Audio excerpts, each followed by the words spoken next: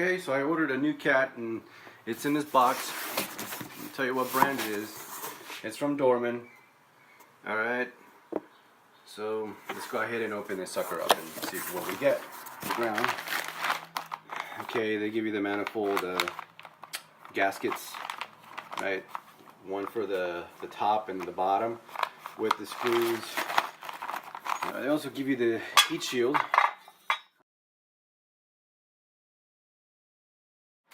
Alright, so here's where one of these sensors will go, and here's the other sensor. Okay, you can easily remove that from your existing one.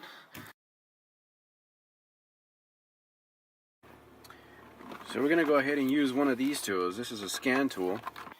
Okay, so I turned off the engine, but all the panel is still on. It's in the on position right here. Okay, and we're going to go ahead and turn this thing on. Right now it's scanning. Okay, you want to say yes to that. Okay, let it do its thing. Okay, now let's read the codes. Let's go ahead and do this. So I'm getting a P0420. Okay, catalyst system efficiency below threshold bank. You've seen this a lot. You've seen this everywhere. People talk about it. Oh no, the cat is gone. The cat is messed up. You should do this and this and that. Blah blah blah blah blah. Right? Well, I've done all that and this and that. Okay, and it doesn't matter. I've changed this. I changed that. The small little things besides changing the whole cat itself. So today I'm going to go ahead and change that based on this information that I'm getting. But a whole new cat, let's go ahead and install. First thing is first, I'm going to go ahead and jack up the car, and then I'm going to remove these bolts right here. Alright, so I got the car on jack stands now. Give the car a little push, make sure everything is secure.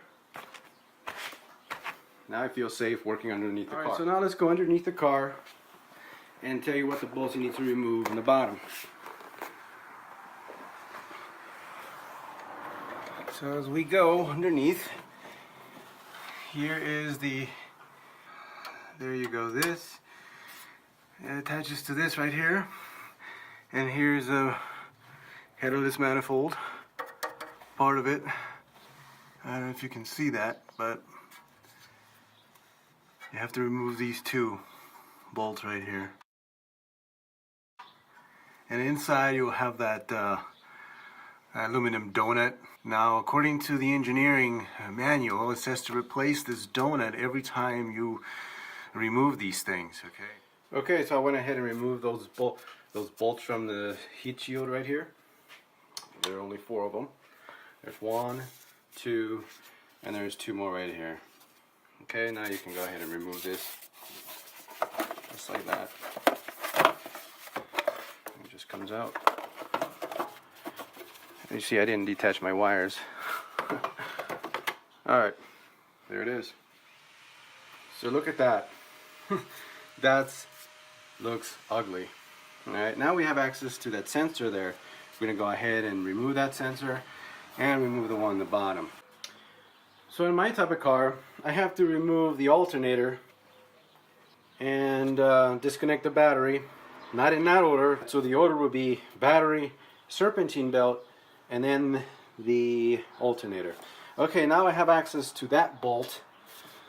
Now I can remove the manifold. So in this type of car, you have to remove the bolts in this order. 1, 2, 3, 4, and 5. Okay, so I removed the manifold, catalytic manifold, and it comes with this seal thing on here. Now every time you remove that, replace your catalytic converter if you have to. Replace these, that's why Dorman provides a new one for you, which is awesome. I went ahead and installed the new sealant there, or gasket, or whatever the hell this shit is called. Alright guys, so here's the new one, and here's the old. Unfortunately, I couldn't take this one off because, well, you know, it's just, I can't. It's really stuck in there. I have to buy a new one. And this is probably messed up anyways. Remove all the heat shields on this one and install it on this one, and then go ahead and install it on the car. So here's the new one. And I've noticed that the shields here, the heat shields, were not a perfect fit. Notice that there's no screws on here, but I did put those screws here, all those bolts I should say. And also made sure I have access to this one, because obviously I have to go get another one, and I have to make sure I have access to this bottom one, because before you couldn't have access to it, you have to remove this whole shield. Okay, but it doesn't matter as long as it's all there and it's nice and tight, everything is held in place. That's all that matters. So I put on the exhaust catalyst manifold. I haven't tightened the bolts yet. In this car, tighten these bolts in this order: 1, 2, 3, 4, and then 5. Okay, and the foot pounds will be 29 through 32. I'm gonna go ahead and tighten these at 30 foot-pounds. Let me go ahead and do that. Okay, so here's the progress so far. I got the serpentine belt on, the alternator of course. I got this bolted on to spec. A couple of more things. Also bolted the ones on the bottom, let me show you. And I went ahead and bolted these down. These little guys right here. If you can see them, there's 2 of them. And of course put that little donut inside, the one that they offer, or the one that comes with the kit. Okay, so I've noticed that that bolt was right here, the final one. I have to take it out of this one and put it back in the other one. No big deal. Hey guys, so I'm taking a drive in the morning, and I resetted my my engine light thing on, so you don't see it anymore after changing my exhaust manifold catalyst. Okay, so far so good. It's out. Been driving now for almost 2 days. Anyways, that's how you do it. Thanks for watching.